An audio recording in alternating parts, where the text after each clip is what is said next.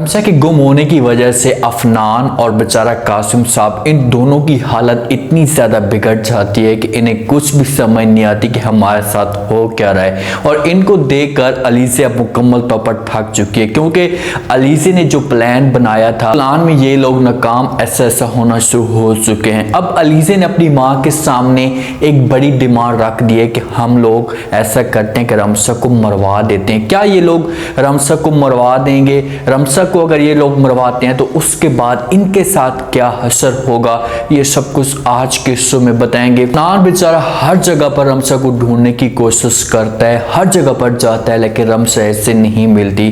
थक कर घर में वापस आ जाता है और सोफे पे जाकर सो जाता है। अपने कमरे में नहीं जाता, क्योंकि जिसके साथ ये मोहब्बत करता था तो वो उसे अब नहीं मिलती, तो अंदर से तकलीफ तो होती है। अलीज़ा के साथ तो एक रिश्ता निभा रहा था। जब अलीज़ा आती है रात को, देखती कि अफनान सोफे पे सो रहा है, अफनान को उठाती है तो अफनान सबसे पहले रमसा का नाम लेता और कहते कि रमसा क्या अभी तक नहीं मिली, रमसा क्या अभी तक घर के अंदर नहीं आई। जब ये बातें अलीज़ा सुनती है तो अलीज़ा को अंदर से बड़ी तकलीफ होती है कि भाई ये क्या हो गया, हमने रमसा को इस जगह से इस वजह से गायब करवाया था कि ये लोग रमसा को भूल जाए, लेकिन ये तो और भी रमसा के पीछे पागल होते जा रहे हैं। अलीज़ा वहां पर अफनान को कहती कि भाई अगर उसे यहाँ पर रहना होता तो यहाँ से वो भाग कर ना जाती। तंज़िए तौर पर अफनान के ऊपर बातें करना शुरू कर देती है और यहाँ से चली जाती है। अफनान को लाजमी तौर पर कहेगी कि भाई आप कमरे के अंदर आकर सो जाएं, आप थके हुए हैं, आपकी हालत ख़राब है, वहाँ पर जाकर आराम करें। लेकिन अफनान को कहाँ आराम आता है, उसके रात दिन एक हो चुके हैं और वो हर सूरत में रमसा को ढूंढने की कोशिश करता है। बेचारा कासिम साहब पुलिस स्टेशन में जाता है, वहाँ पर पुलिस वालों के साथ भी बहस करता है। निकम्मे तरीन पुलिस वाले से मिलते हैं जो रिपोर्ट लिखने से पहले सो जाते हैं, लिखने के बाद भी सो जाते हैं। कासिम साहब इस मामले पे बड़ा परेशान होता है और पहली दफ़ा किसी की खातिर वो पुलिस स्टेशन में जाता है और उससे शर्मिंदगी भी होती है, क्योंकि पुलिस वालों के सामने क्या बात कर सकते हैं कि भाई मेरी बेटी जो है वो घर छोड़कर चली गई है, तो आगे पुलिस वाले क्या बातें कहेंगे कि भाई आपकी बेटी किसी के साथ भाग कर चली गई है। इसी वजह से उसे शर्मिंदगी होती है।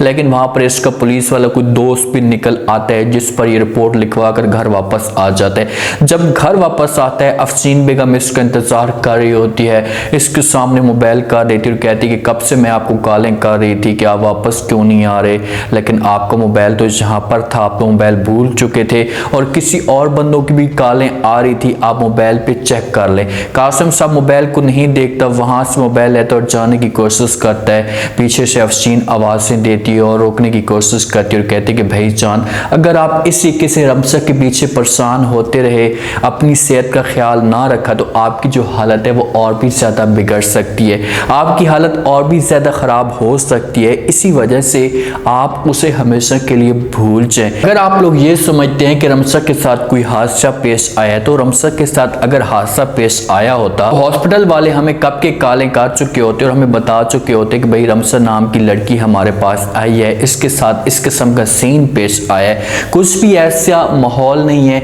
वो किसी और के साथ खुशी के साथ भाग कर गई है, वो अपनी लाइफ को एंजॉय कर रही है, तो आप भी अपनी लाइफ को एंजॉय करें और हमेशा के लिए उस लड़की को भूल जाएं। अब अफसीन का बात करने का अंदाज ये होता है कि भाई अगर रमसा के साथ ये लोग समझते हैं कि हादसा पेश आया है, तो रमसा का हादसे वाला सीन हम तक पहुंच चुका होता। रमसा खुशी के साथ गई है तो इसी वजह से हमें उसका कुछ भी नहीं पता चल रहा होता। कासिम साहब इसकी बात के ऊपर तवज्जो नहीं देते, क्योंकि एक वालिद के तौर पर रमसा को वो जानता है और उसे एक उम्मीद है कि कभी भी रमसा इस किस्म का कदम नहीं उठा सकती, कभी भी हमारी इंसल्ट ये नहीं करवा सकती, इसके साथ कोई ना कोई ज्यादती हुई है।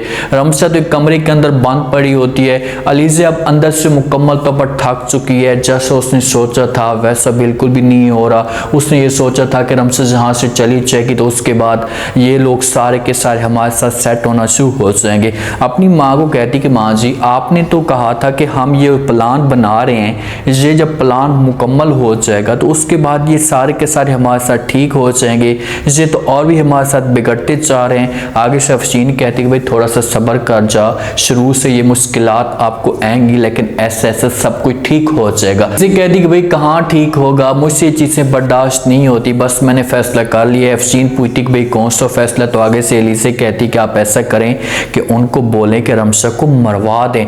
अब इतनी ये गिर चुकी है, इतनी ये दौलत के पीछे अंधी हो चुकी है कि इसे अब मरवाने पे भी आ चुकी है। जब ये बात अफशीन सुनती है तो वो इसकी ज़बान पे, इसके मुंह पे हाथ रखती है और कहती खुदा का खौफ कर, ऐसा बोल, अगर किसी ने सुन लिया तो बहुत बड़ा मसला खड़ा हो सकता है और हमारी जो ये खुशियाँ, हमारे जो असेसे हैं, हमेशा के लिए ख़त्म हो जाएंगी।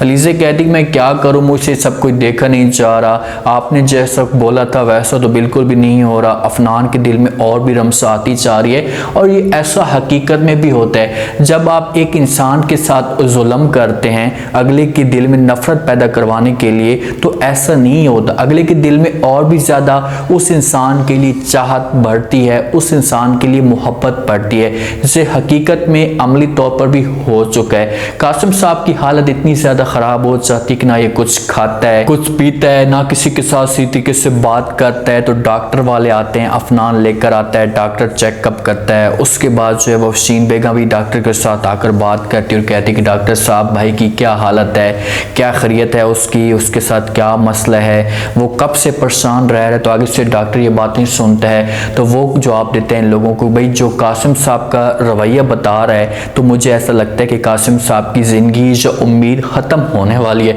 भाई ये कैसा डॉक्टर है, डॉक्टर जो भी हो, आगे वाला मरीज़ जो भी हो, डॉक्टर इस तरह की खुशखबरी इस तरह की बात नहीं करता जिस हिसाब से इस डॉक्टर ने बात की है। भाई 500 या 200 वाला होगा जो इसे लेकर आए होंगे कि भाई आकर दुखू भी बात कर दे, वो इनको नाउमीद सुनाकर चला जाता है। इनको जब ये बताकर चला जाता है कि भाई अगर इसको उम्मीद नहीं मिलती, आंखों को ठंडक नहीं मिलती, तो ये हमेशा के लिए इस दुनिया से जा भी सकता है। अफनान के लिए और भी ज़्यादा परेशानी बन जाएगी, क्योंकि अफनान ये अब कोशिश तेज़ करेगा कि भाई किसी तरीके से रमसा को ढूंढा जाए ताकि अपने वालिद के सामने खड़ा किया जा सके, वालिद को तसल्ली मिल सके।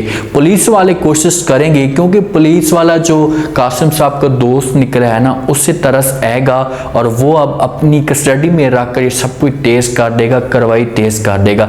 अफशीन को तो इस बात की उम्मीद है कि भाई कभी भी पुलिस वाले इस तरह का केस जो है वो नहीं हैंडल करेंगे, उनको नहीं चेकअप करेंगे, लेकिन अब ऐसा होगा और अलीज़े और अफशीन के लिए सब कुछ आगे जाकर परेशानी बनेगी। देखना ये है कि जो अलीज़े ने बात की है अफशीन के सामने कि भाई हम रमशा को मरवा देते हैं, तो अब देखते हैं कि क्या ये लोग ऐसा कर सकते हैं, क्योंकि जिस हिसाब से माहौल बनता जा रहा है कि करीब जैसे जैसे घेरा तंग होगा तो हो सकता है कि ये रमशा को मरवाने की कोशिश भी करें कि भाई चलो इसे सच से ख़त्म करें ताकि कोई इस किस्म का हमारे ऊपर माहौल पैदा ना हो। अगर रमशा घर आती है तो 100% अफशीन और अलीज़े फंस जाएंगी और इन लोगों को कड़ी से कड़ी सजा मिलेगी, फिर ये कहीं भी मुंह दिखाने के काबिल नहीं रहेंगे। आज का रिव्यू, आज का ये टीजर आप लोगों को पसंद आया होगा। आपने कमेंट सेक्शन में कीमती लाजमी देनी पर आपको क्या लगता है, क्या नेक्स्ट एपिसोड में जैसा अलीज़े ने सोचा है क्या ये अलीज़े करवा सकती है, अफनान कैसे रमशा को ढूंढने की कोशिश करेगा, क्या नेक्स्ट एपिसोड में कासिम साहब की डेथ हो सकती है, अगर डेथ होती है तो उसके बाद अफशीन और अलीज़े किस तरीके से इस घर के ऊपर राज करने की कोशिश करेंगे, ये सब आपने बताना है और चैनल को लाजमी सब्सक्राइब कर दें। अपना खास ख्याल करें। शुक्रिया, अल्लाह हाफ़िज़।